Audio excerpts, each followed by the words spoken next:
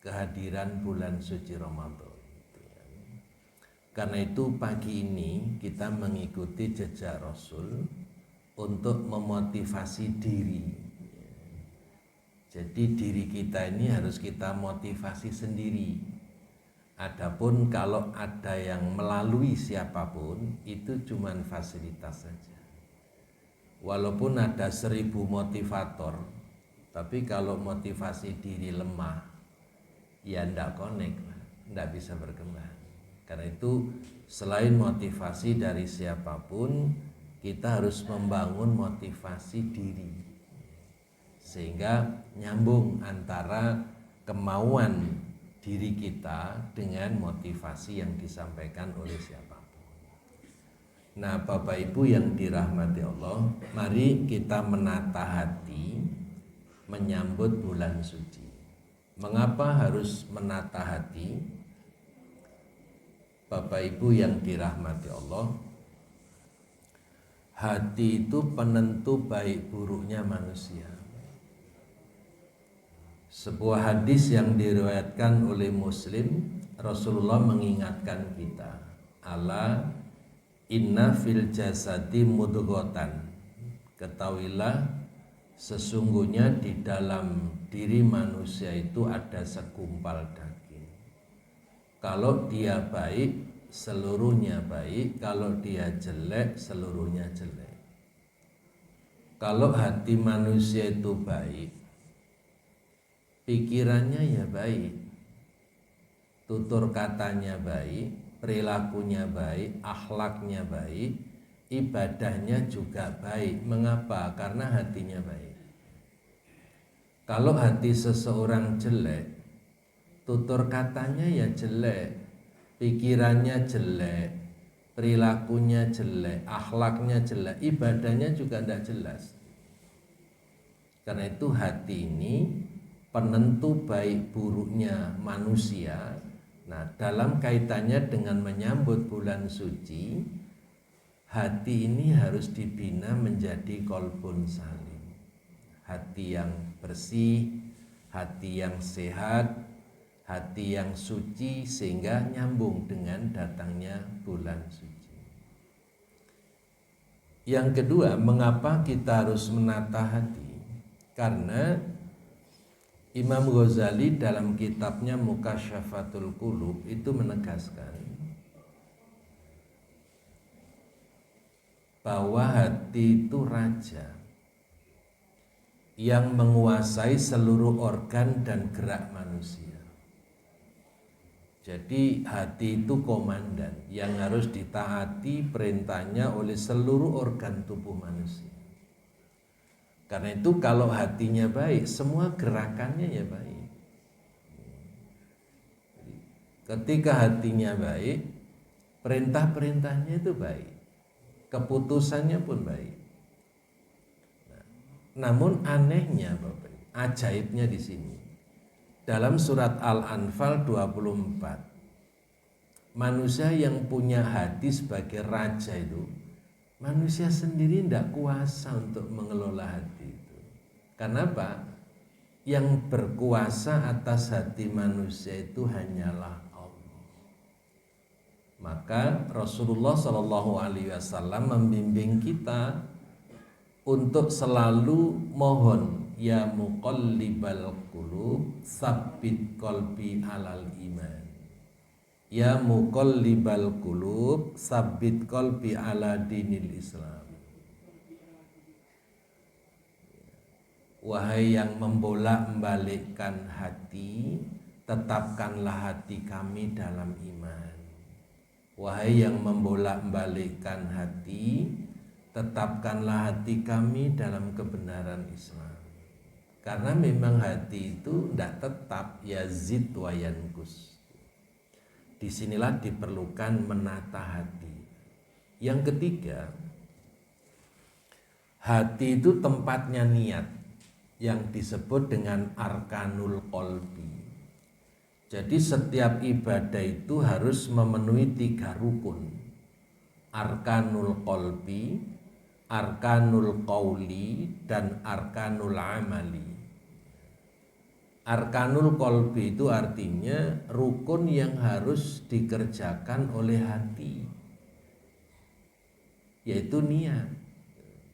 Arkanul qauli, rukun yang harus diucapkan oleh lisan. Arkanul amali, rukun yang harus digerakkan oleh anggota tubuh kita. Dan itu tidak boleh overlapping. Arkanul kolbi itu kewenangan hati untuk niat. Karena itu niat itu bukan pekerjaan lisan, tapi pekerjaan hati. Maka yang tahu niat hanya orang yang bersangkutan dengan Allah.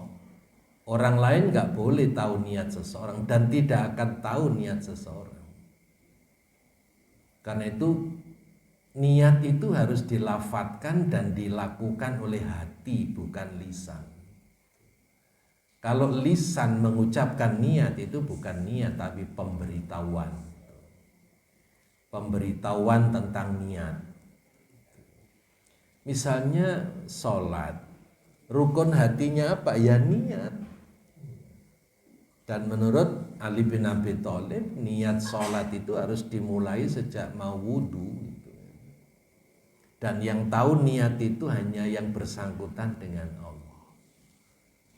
Lisan ya mengucapkan doa-doa yang memang harus diucapkan oleh lisan. Takbiratul ihram ya harus mengucapkan Allahu Akbar, nggak boleh diempet aja itu. Baca Al-Fatihah ya disuarakan oleh lisan gitu. Nggak bisa baca Fatihah dalam hati, itu bukan kewenangan hati. Hati memahami, lisan yang mengucapkan surat Al-Fatihah, surat-surat sesudah surat Al-Fatihah, doa ruku, doa sujud, doa i'tidal, macam itu semuanya lisan. Hati kerjanya memahami. Arkanul amali, ya semua gerakan itu harus dilakukan. Yang namanya takbiratul ihram itu ya dua tangan diangkat, alaman kibaihi, di atas pundak, di atas bahu. Sehingga skapula itu bisa bergerak sempurna. Dan itu olahraga yang luar biasa, Pak. Entong-entong itu loh, bahasa Jawa entong-entong, bisa bergerak sempurna kalau angkat tangannya itu alaman kibai, di atas pundak. Kalau angkat tangannya biasa-biasa saja, ya sarafnya ya biasa-biasa saja. Tapi kalau gerakan tangannya benar, insya Allah mengandung relaksasi, mengandung olahraga yang luar biasa. Jadi niat itu perlu ditoto, hati itu perlu ditoto, karena hati itu tempatnya niat. Dan niat itu ruhul ibadah, ruhnya ibadah. Kemudian seluruh amal ibadah itu harus melibatkan hati, Pak. Agar apa? Agar sepenuh hati. Tidak setengah hati, apalagi tanpa hati. Semua pekerjaan itu kalau sepenuh hati, serius dan hasilnya bagus. Bapak Ibu punya tukang renovasi rumah. Kalau tukang itu kerjanya malas, Bapak Ibu mesti komentar, tukang orang niat. Tapi kalau tukang itu kerjanya bagus, baru diacungi jempol, wah ini tukang sing niat itu. Jadi niat itu menghasilkan produk berkualitas atau rendah kualitas, itu tergantung niat. Karena itu ibadah itu harus melibatkan hati, biar ibadahnya sepenuh hati, hasilnya sempurna. Nah, mestinya masih ada 6 lagi Bapak Ibu, tapi waktunya tidak cukup, saya potong. Menata hati itu minimal 4 ini. Untuk apa? Untuk menyambut bulan suci. Kenapa Ramadan disebut bulan suci? Karena keistimewaan berbagai ibadah di bulan Ramadan itu menunjukkan bahwa Ramadan itu bulan suci.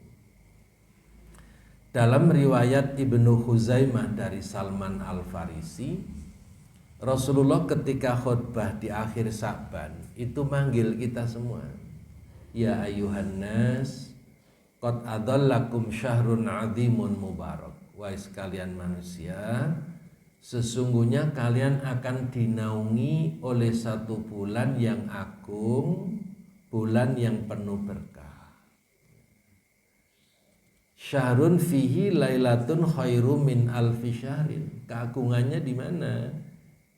Di bulan itu ada satu malam yang lebih baik dari 1000 bulan. Itulah syahrun azim. Di mana syahrun mubaraknya?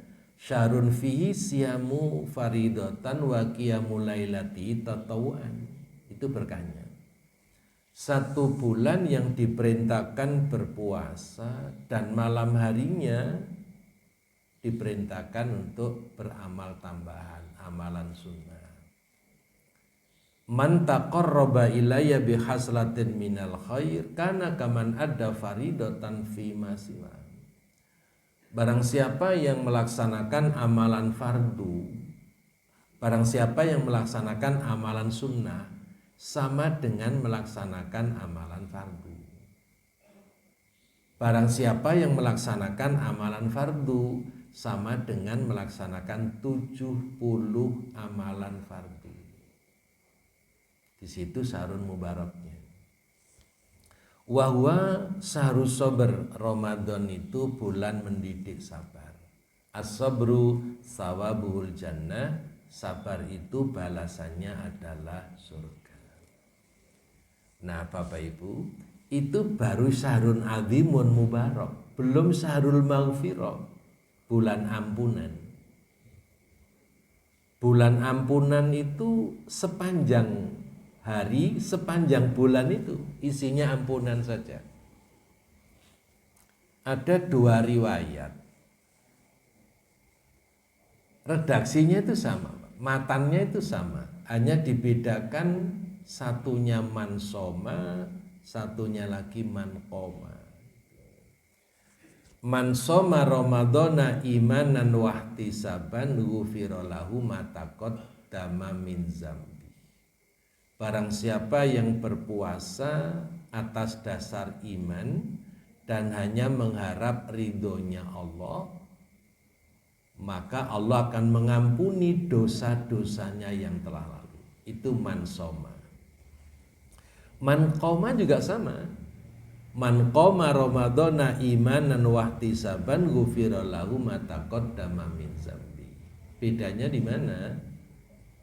Kalau soma, puasa, berarti siang hari. Jadi orang yang berpuasa sejak terbit fajar sampai tenggelam matahari, dosa-dosanya yang telah lalu diampuni oleh Allah. Sedangkan man qoma, siapa yang menghidupkan malam-malam Ramadan, Allah akan mengampuni dosa-dosanya yang telah lalu. Berarti apa?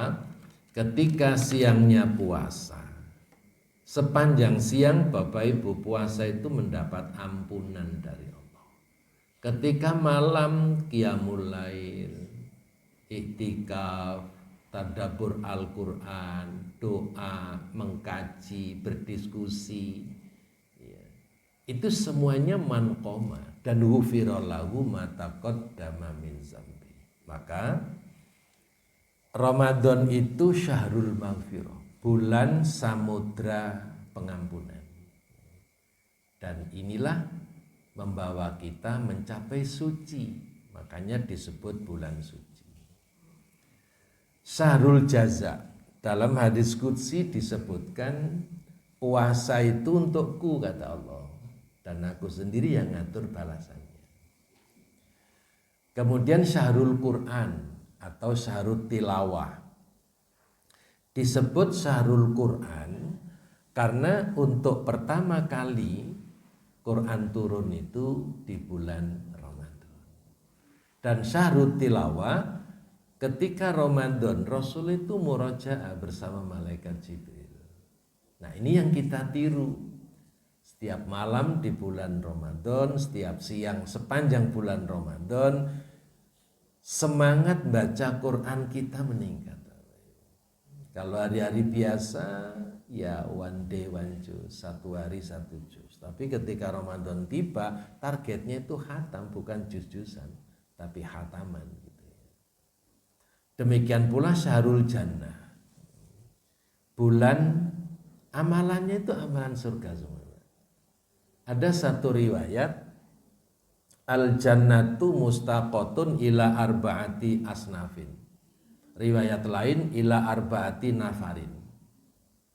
Surga itu merindukan 4 macam kelompok manusia.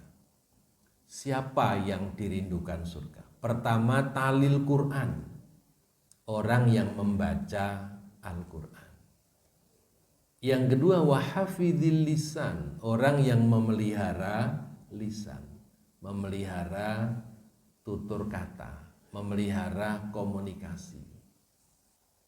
Yang ketiga, wa mut'imil ji'an, orang yang memberi makan mereka yang lapar. Dan yang keempat, wa saumi fi syahri Ramadan, orang yang puasa di bulan Ramadan. Sekarang mari kita balik.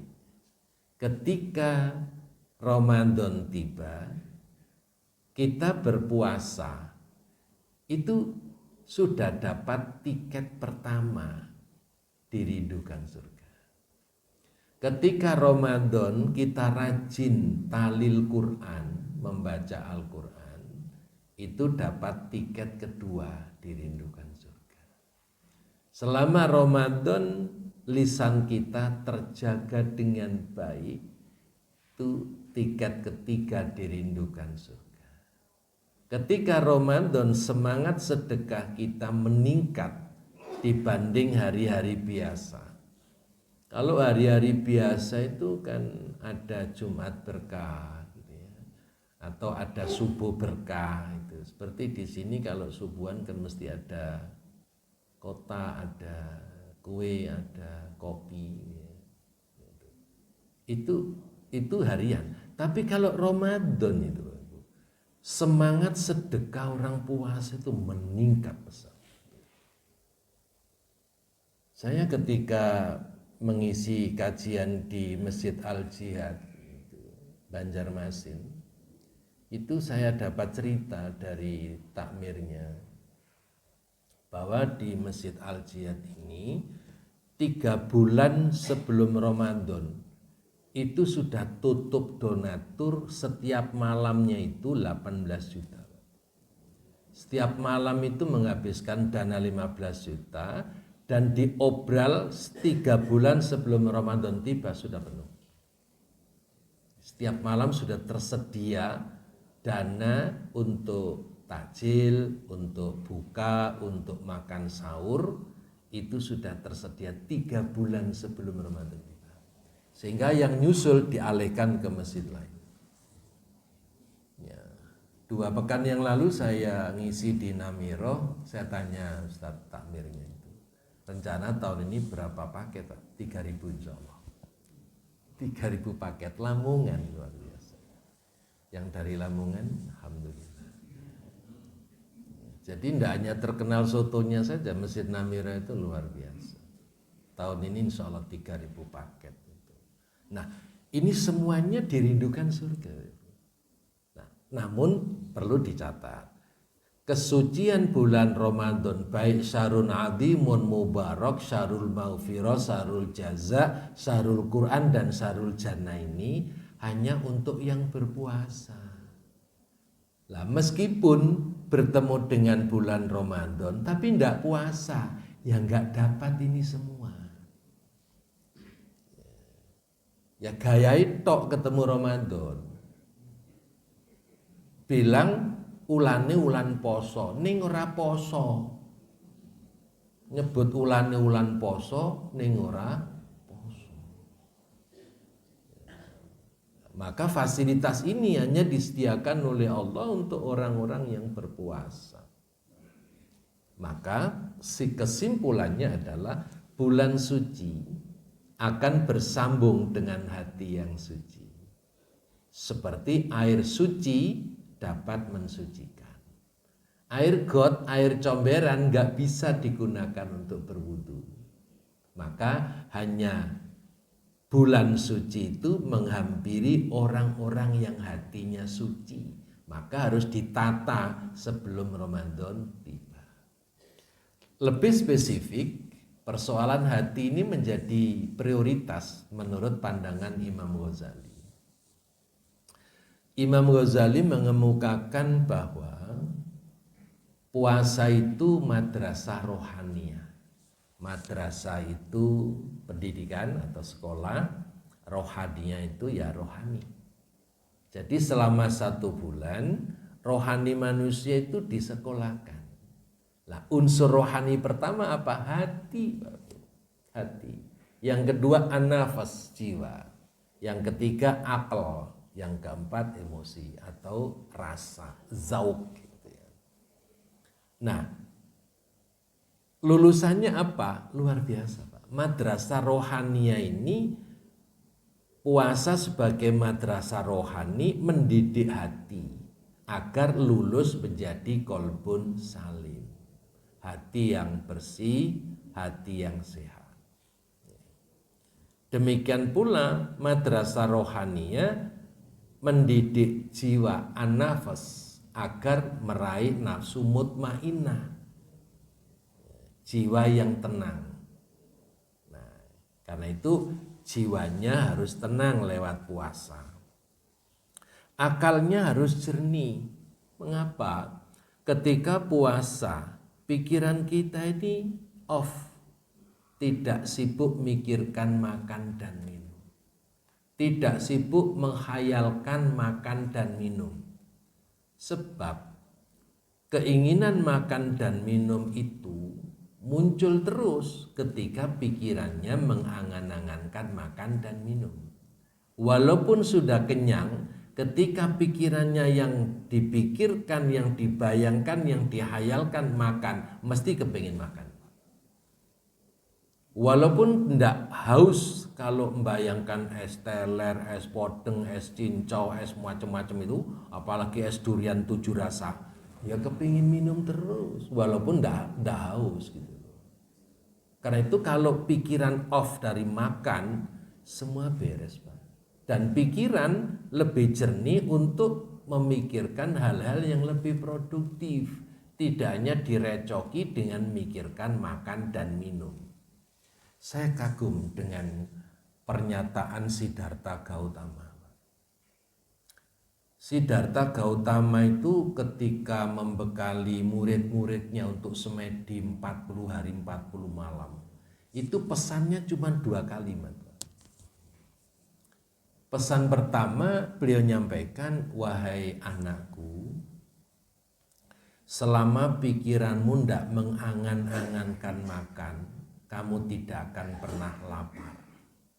Itu pertama. Yang kedua, wahai anakku, selama pikiranmu tidak angan-angankan minum, kamu nggak akan haus. 40 hari 40 malam kuat, Pak, dan tidak mati. Tidak ada orang puasa sampai mati, itu tidak ada, Pak. Kuat 40 hari 40 malam. Bekalnya cuma 2 kalimat. Berarti apa? Sejak dia semedi, pikirannya off. Tidak kerja untuk makan, tapi untuk memotivasi diri, untuk menjernihkan hati. Nah, Bapak Ibu, karena itu puasa di bulan Ramadan, akal pikiran orang puasa itu nggak boleh mikirkan makan. Sejak jam 9 kok bengi buka opo yo. Sejak pagi sudah ngumpulkan makan sampai kulkasnya penuh itu. Ya, itu perlu dikurangi. Ya kalau anak-anak sih nggak apa-apa. Kalau sudah tua sih ngono ya kebangetan gitu ya. Ya. Jadi pikiran ya, kalau ibu-ibu mikirkan nanti makan, nanti malah nyajikan, enggak, itu memang kerjaannya ibu-ibu. Kalau ibu-ibu enggak memikirkan gitu ya bapak enggak makan gitu ya. Boleh lah, cuman memprogram nanti malam menunya apa itu silakan. Dan sekarang kan sudah tidak repot ya. Kan ada GoFood ya, GoFood dan GoGo yang lain itu gitu ya. Sudah tidak repot sekarang ini, yang penting ada duitnya gitu. Nah Bapak Ibu, sekarang yang keempat, Unsur rohani yang disekolahkan selama Ramadan itu rasa, emosi. Agar apa? Stabil. Emosi orang berpuasa itu stabil, stabil sekali. Ya. Jadi wahwa syahrus sabr, Ramadan itu bulan melatih sabar. As-sabru thawabul jannah. Penghargaan Allah terhadap orang yang sabar itu tinggi sekali. Dan balasan orang sabar itu adalah surga.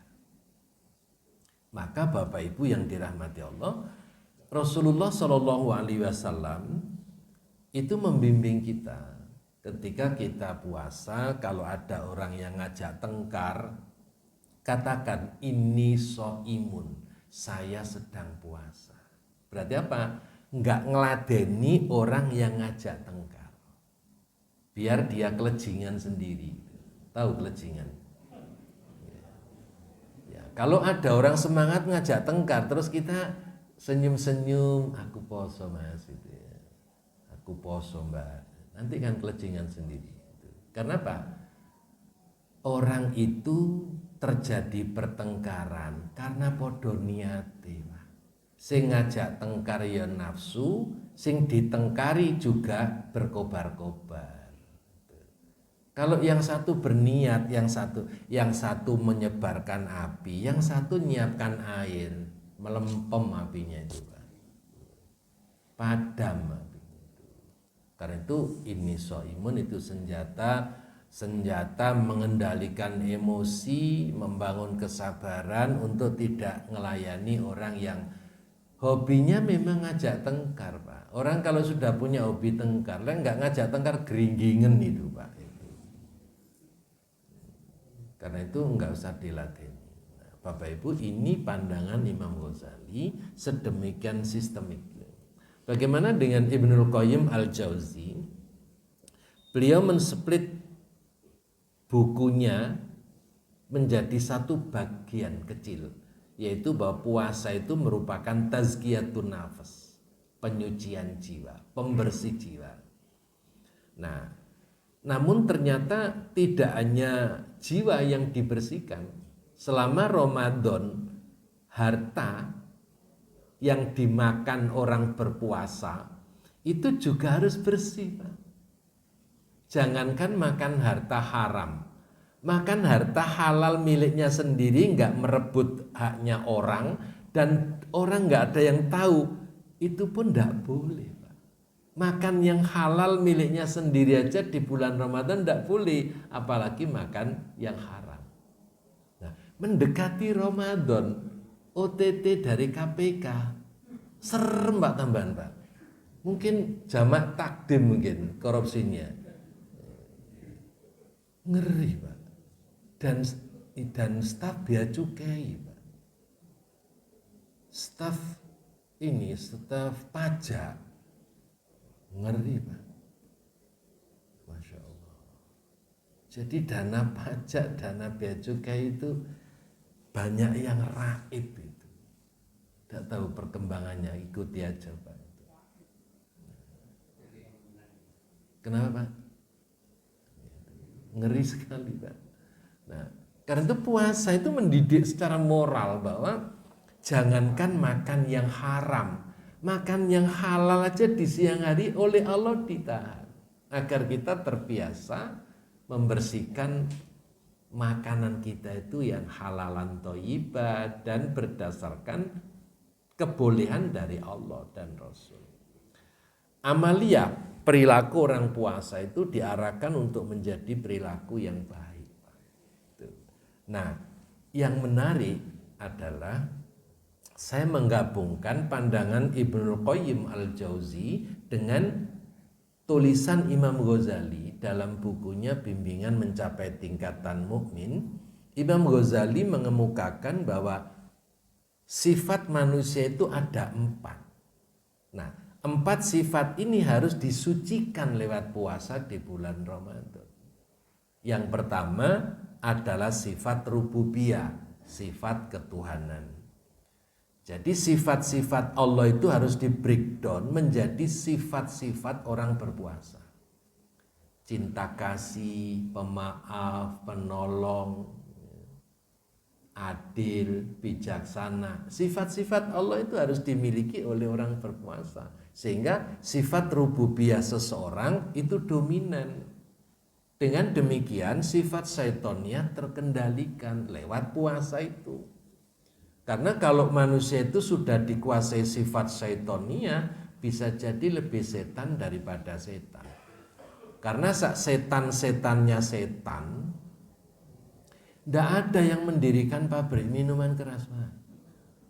Setan-setannya setan, tidak ada yang mendirikan perjudian online, prostitusi online. Setan-setannya setan, bahkan buyutnya setan, itu tidak ada yang korupsi, Pak.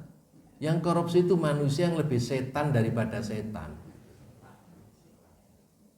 Sehingga setan sekarang ini putus asa mau pensiun jadi setan. Karena apa? Sudah didahului oleh ya itu koruptor-koruptor itu. Setan putus asa mau pensiun aja jadi setan. Luar biasa. Nah, sifat bahimiyah juga begitu. Sifat bahimiyah itu sifat kebinatangan. Nah, yang rakus, yang tidak kenal syariat, nggak punya rasa malu, itu setan. Kejam. Nah, ada lagi sifat sabuiyah kata Imam Ghazali. Sifat sabuiyah itu sifat sadis, kejam, biadab, eksploitatif. Bahasa Jawanya tego mentolo itu, Pak. Itu jahat, Pak. Nah, sifat-sifat jelek ini lewat Ramadan al-imsak, ditahan, dijaga. Sehingga yang dominan sifat rububiyah. Bagus sekali kalau hidup ini yang dominan itu sifat ketuhanan. Sehingga betul-betul manusia itu mencerminkan makhluknya Tuhan. Abdullah namanya, hamba Tuhan, bukan abdus syaiton, bukan hambanya setan. Nah, Bapak Ibu, kalau hati itu sudah ditata, nyambung dengan bulan suci, maka jika puasa dilakukan dengan hati yang bersih, jiwa yang suci akan menghasilkan transformasi kehidupan. Saya berikan ilustrasi seperti ini, Pak. Ini gambaran transformasi kehidupan. Seperti makhluk yang bernama ulat. Ulat itu merugikan. Orang yang berdosa itu merugikan diri dan merugikan banyak orang. Orang berdusta, bohong, itu merugikan diri dan merugikan orang yang dibohongi. Nah, ketika ulat ini melakukan proses transformasi, dia masuk ke dalam kepompong. Jadi ulat yang tadinya nakal itu masuk ke pompong lah. Puasa di bulan Ramadan itu ibarat orang berdosa masuk ke pompong. Maka luarannya apa? Kupu-kupu yang indah, kupu-kupu yang cantik, yang tidak lagi berbuat kerusakan. Tidak ada ulat jadi kepompong terus jadi kumbang, itu nggak ada cerita, nggak ada cerita. Terus kumbang itu kerjanya merusak bunga, nggak ada cerita. Jadi kalau ulat bertransformasi menjadi kepompong, hasilnya mesti kupu-kupu. Nah, sekarang bagaimana dengan orang berpuasa? Bapak Ibu, kita mesti memahami posisi puasa dalam struktur rukun Islam. Orang itu kalau sudah syahadat, ya harus sholat, Pak. Dan setelah sholat, ya harus zakat. Karena apa? Sholat itu bukti syahadat dalam hubungannya dengan hablum minallah. Zakat bukti syahadat dalam hubungannya dengan hablum minannas. Maka kalau orang itu sudah syahadat kok tidak sholat, ditegaskan oleh Rasulullah, bainar rajuli wa bainas syirki wal kufri tarkus shalah. Perbedaan seseorang dengan kekafiran dan kemusyrikannya adalah meninggalkan sholat. Jadi kalau sudah syahadat kok enggak sholat, syahadatnya rusak. Dan ketika syahadat rusak, statusnya kembali seperti belum pernah syahadat. Nah, ketika sudah sholat, ya harus zakat. 3 rukun ini kalau dipenuhi, status seseorang baru muslim. Bagaimana agar bertransformasi menjadi mukmin dan muttaqin? Puasa. Mengapa 3 rukun ini baru dikatakan muslim? Ada penjelasan dalam surat Al-Hujurat 14. Qalatil a'rabu amanna. Orang-orang Arab Badui itu pada mengatakan kami beriman. Allah ngutus Rasul, kul katakan Muhammad, lam tu'minu. Kamu belum beriman. Walakin kulu aslamna. Tapi katakanlah kami baru muslim. Mengapa? Walamma yadkhulil imanu fi qulubikum. Karena iman belum masuk ke dalam hatimu. Surat Al-Hujurat 14 ini, Pak. Nih. Jadi ketika orang-orang Arab Badui itu membusungkan dada, kami beriman, Rasul mengatakan kamu belum beriman. Walakin kulu aslamna. Kamu baru muslim. Mengapa? Walamma yadkhulil imanu fi qulubikum. Nah, agar keislaman seseorang itu bertransformasi menjadi mukmin dan muttaqin, nah, puasa menyediakan media transformasi itu. Begitu Bapak Ibu puasa, statusnya sudah mukmin. Karena Allah nggak manggil lagi ya ayyuhal muslimun kutiba alaikumusiyam. Allah manggil ya ayyuhalladzina amanu kutiba alaikumusiyam. Maka orang puasa itu imannya terpanggil, Pak. Maka begitu puasa, imannya betul-betul terbukti. Dia taat menjalankan puasa. Nah, oleh sebab puasa itu la'allakum tattaqun, agar supaya kamu menjadi orang bertakwa, hanya rukun Islam yang keempat, Pak. Hanya 1 rukun manusia mengalami transformasi. Dari muslim menjadi mukmin sekaligus jadi muttaqin. Nah, begitu muttaqin menjadi bekal haji, Pak. Karena apa? Perintah ibadah haji itu harus berbekal takwa. Jadi satu-satunya rukun yang harus dikerjakan dengan bekal takwa itu haji. Dan bekal takwa itu didapat lewat puasa di bulan Ramadan. Maka bulan Zulhijjah, bulan haji, tidak mungkin mendahului bulan Ramadan. Nah, kalau hajinya dulu, puasanya nanti, lah bekal takwanya didapat dari mana? Karena itu rukun Islam itu sistemik, Pak. Tidak cukup untuk dihafal. Banyak orang hafal Pancasila kan, tapi pengamalannya nol kan? Ya, koruptor-koruptor itu kan hafal Pancasila, setiap upacara itu baca Pancasila. Ya, tapi di mana ketuhanan Yang Maha Esa-nya? Di mana keadilan sosial bagi seluruh rakyat Indonesia? Kosong, Pak. Nah, orang Islam tidak hanya hafal rukun Islam, tapi paham bahwa rukun Islam itu sistemik, komprehensif, dan tidak bisa dilompat-lompat gitu. Ya bisalah kalau tahu-tahu berangkat haji gitu ya, karena mungkin dapat hadiah atau dapat ganti rugi jalan tol gitu ya. Sehingga orang sekampung kaget, loh kok moro-moro berangkat haji? Ya, sholatnya gak ketok. Sholat lek dino riyo fitri sama Idul Adha. Sholatnya 1 tahun 2 kali. Puasanya awal dan akhir. Tahu-tahu berangkat haji. Ya bisa karena punya uang. Tapi bagaimana dengan bekal ini, Pak? Bekal haji itu watazawwadu fa inna khairaz zadi taqwa wattaquni ya ulil albab. Al-Baqarah 197. Kesimpulannya Bapak Ibu begini. capaian sempurna ibadah puasa Ramadan nafsu berkah. Karena puasa mendidik nafsu mutmainnah sehingga seluruh keinginan bersumber dari keinginan yang baik, dicapai dengan cara yang baik, dan apabila berhasil istiqomah dalam kebaikan.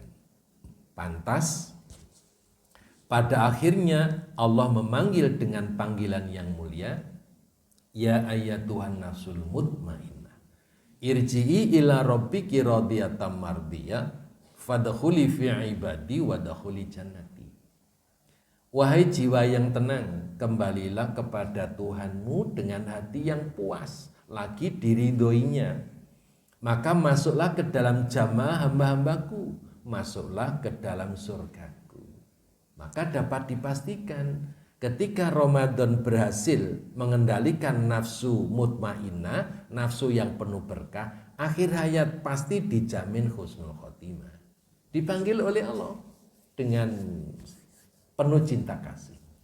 Puasa hati menjadi berkah karena puasa merupakan tazkiyatun nafas untuk mencapai qalbun salim, yakni orang yang menghadap Allah dengan hati yang bersih.